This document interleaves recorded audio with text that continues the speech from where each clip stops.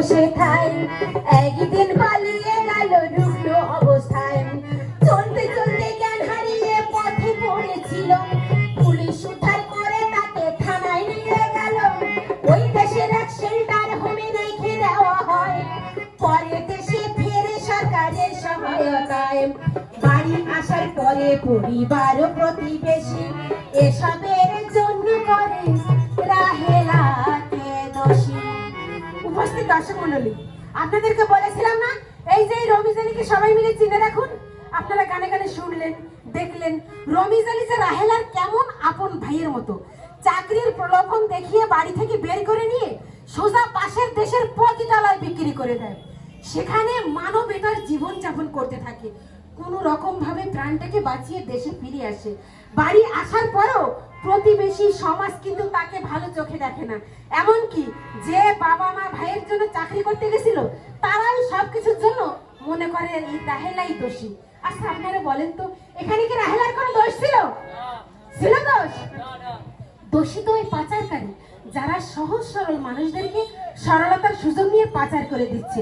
আমরা তাদেরকে দোষী না মনে করে দোষী মনে করছি রাহেলাকে। এর ফলে কি হলো?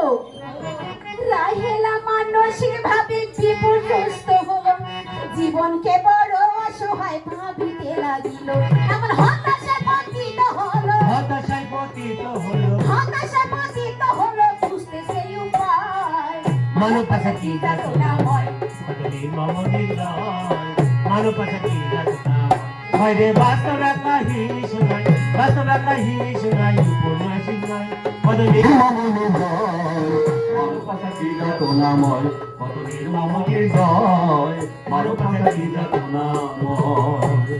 রাহেলা যখন ভুগছে হতাশা দীর্ঘশ্বাসে, স্কুল শিক্ষিকা মমতা দাঁড়ালো তার পাশে, প্রকল্প করছে আইএম সরকারির সাথে, মানব পাচার রোধে কাজ করছে এলাকাতে, প্রকল্পের কর্মীদের সাথে পরিচয় ঘটায়, পাচারের শিকার মানুষদের নামে সেবা দেয়।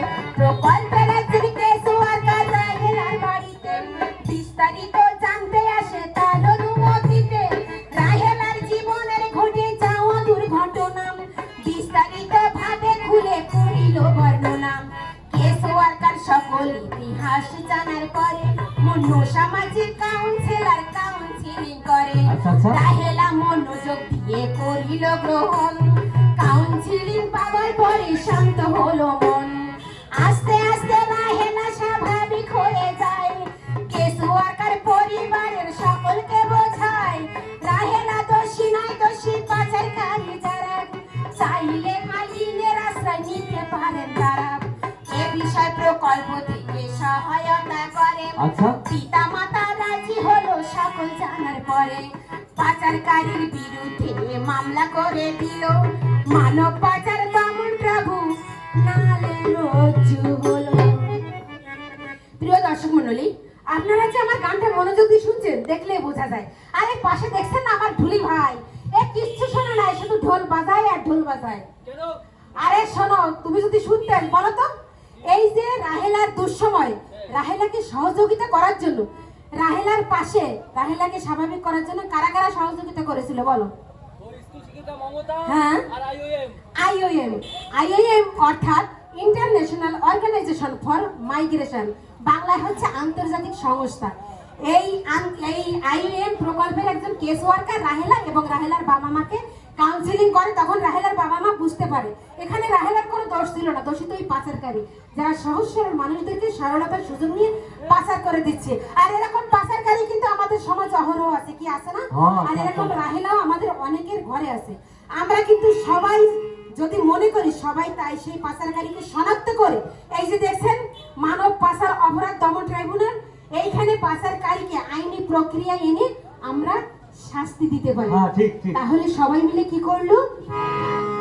পাচারকারীর বিরুদ্ধে মামলা করে দিল, মানব পাচার দমন ট্রাইব্যুনালে রজ্জু হলো, রাহেলা যেন জীবন পেল, রাহেলা যেন জীবন পেল প্রকল্পের ছোঁয়ায়, মানব পাচার কি যাতনা হয়, কত নির্মম নির্দয়, মানব পাচার কি যাতনা হয়। বাইরে বাস্তব কাহিনী শোনায়, বাস্তব কাহিনী শোনায়, উপন্যাসিক নয়, কত নির্মম নির্দয় মানবতা কি